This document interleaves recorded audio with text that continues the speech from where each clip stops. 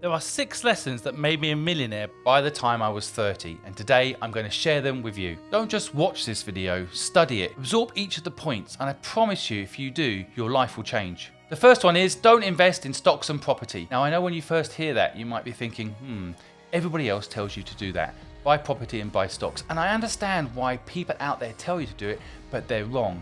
And here's why. In the end, both of these assets tend to be products that you have no control over their success. I think people give their money over to buying property and stocks often because they don't have any ideas of anything else they can do to make money. I think the reason I am happy and rich is because I've understood I don't want to invest in things that actually don't bring me any value. So why don't stocks and property bring you any value? When you invest in them, you actually rely on external factors to make them work. Property, yes, over time will go up, but I promise you it will never go up as much as a business of your own if you do it right. Stocks, I believe, are you giving money to other people running companies and hoping that they don't f it up? Frankly, quite often they do. Even the god Elon Musk has problems in his businesses. When he's spreading himself thin, that means that your money is at even more risk. Suddenly he's not focused on Tesla and SpaceX anymore, he's focused on Twitter. I honestly believe that a lot of people think this is the shortcut to success and everyone will tell you to do it, but I know for a fact that because I've stayed away property and stocks, I've had the capital that I wouldn't have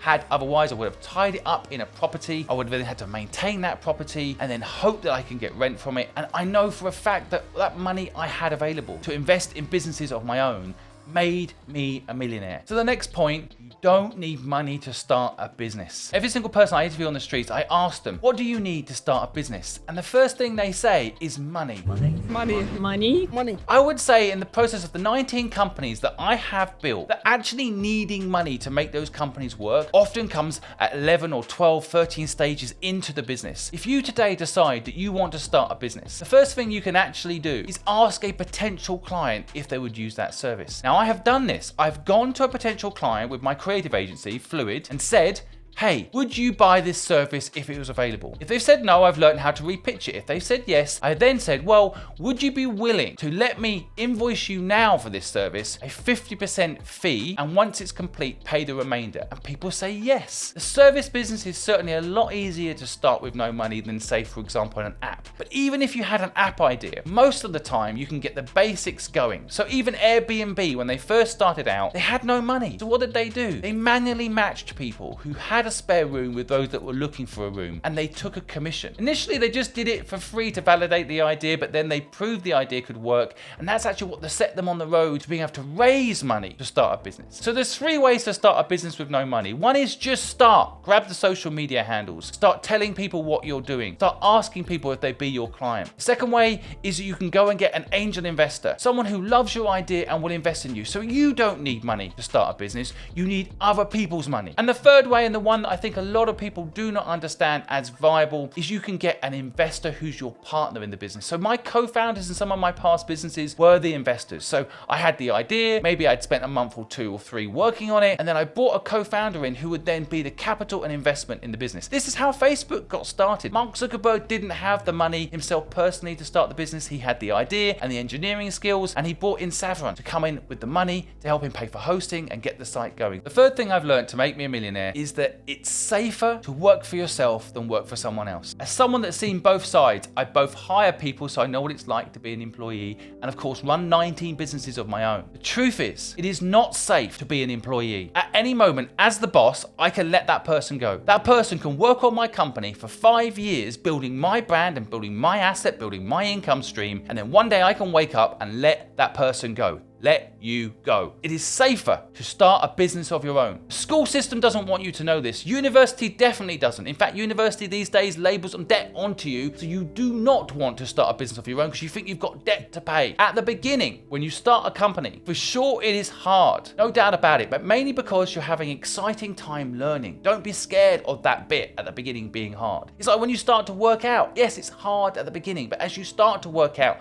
and you get fitter, you feel stronger, you sleep better, you can run faster. That's what it's like when you start a business. It will be tough at the beginning, but it will get easier over time. If you work for someone else, it is easier at the beginning. They set you all up on day one. Feels nice. got that business card, you've got the name, you've got the salary, but I promise you, over time it gets tougher. I've got a friend who worked at a big social network company for many, many years. They put their heart and soul into that business, and then recently they were let go. That company actually did them a disservice for quite a few reasons. First of all, they now have no income stream, whereas if they built their own business up, they would at least be able to let someone else run it and have an income stream. The second thing is that company deliberately made them focus on one thing which was programming, and in the end that's all that person could do. So when technology comes along to disrupt that one thing they're good at, the company bring in that technology and let that person go. And that is the problem when you work for someone else. You actually end up having one skill within their organization. You don't understand how the whole organization works,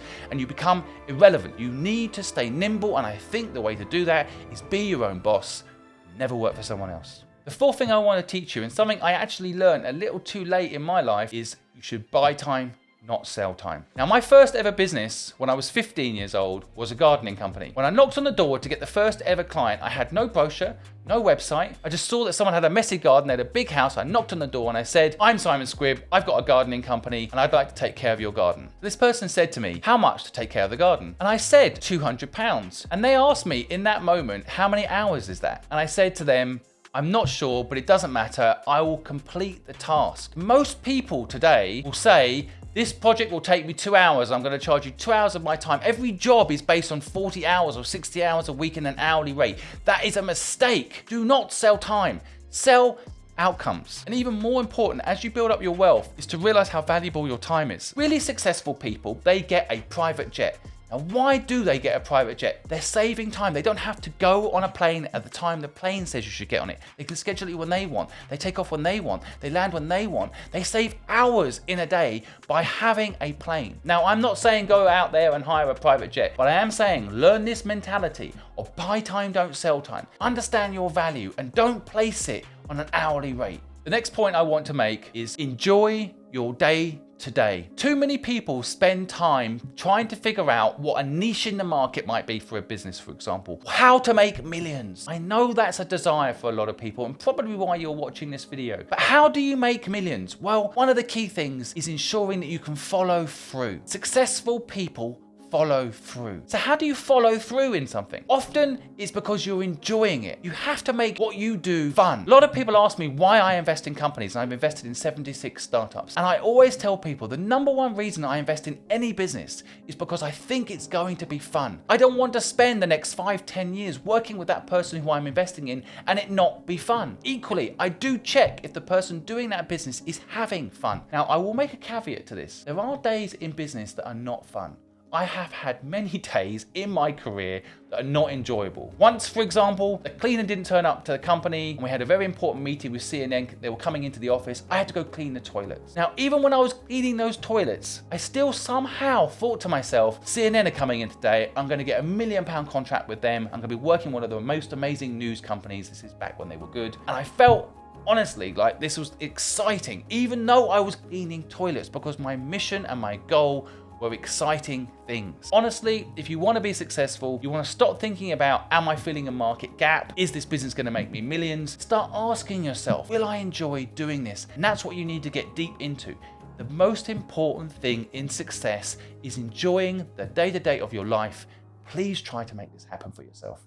Now, this final point I'm going to give you, if I'd learned it a little earlier, I would have been richer and happier a little earlier. Every single frame of today's society teaches you that if I help you, then you have to help me. We call this give and take. It's a societal structure built over the last 100 years around capitalism. So what is the correct thing? That thing is give without take. Do not expect anything in return and help people. If you want to build social media in today's world, in my opinion, bring lots of value. There's lots of people on there trying to sell something. 99% of people are trying to sell you something. One of the reasons that I'm doing well on social media today is because actually I have nothing to sell you. Literally nothing. Now, if you're still stuck after these 7 ideas, then maybe you need some inspiration around business ideas. So I've just made a video of 63 business ideas. Go check it out.